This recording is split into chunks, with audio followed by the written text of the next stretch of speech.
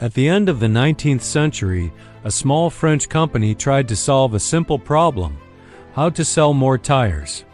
What followed was one of the most unusual business stories in modern history, where rubber, travel, and fine dining slowly became connected in ways no one could have predicted. In 1889, in the industrial town of Clermont-Ferrand, two brothers, André and Edouard Michelin, took over a struggling rubber factory. Their ambition was clear, but the context was not favorable. At the time, cars were rare. France counted only a few thousand vehicles, and most people traveled by train, horse, or on foot. Roads were poorly maintained, journeys were uncomfortable, and long-distance travel was seen as unnecessary. The Michelin brothers believed that automobiles would shape the future. But belief did not immediately translate into success. Tires wore out quickly, production was expensive, and demand remained limited. If people were not driving, they were not buying tires. The brothers soon realized that improving their product alone would not be enough. They needed to change behavior.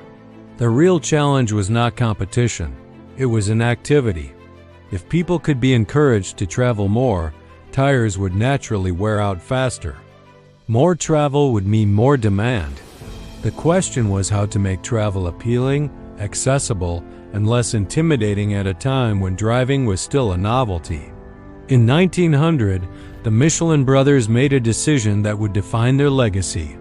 They created a small red guidebook and distributed it for free. This guide was not about tires. It was about the journey.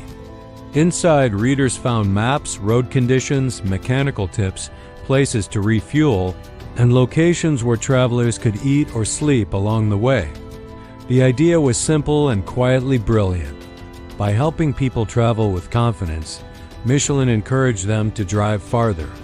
And by driving farther, they would inevitably need new tires. At first, restaurants were included only as practical stops. There was no prestige, no stars, and no talk of excellence. They were simply places where a tired traveler could eat before continuing the road. But as more people began using the guide, something unexpected happened. Travelers trusted it. Years later, André Michelin reportedly noticed that the guide was being used to prop up a workbench in a tire shop. To him, this symbolized a lack of respect. He decided the guide should no longer be free. If people paid for it, they would value it. That decision transformed the guide from a giveaway into an authority. As automobiles spread across Europe in the early 20th century, the Michelin Guide evolved. The company introduced anonymous inspectors who traveled like ordinary customers, carefully evaluating restaurants. They paid for their meals, avoided attention, and reported only on what truly mattered: consistency, quality, and technique. The famous star system soon followed.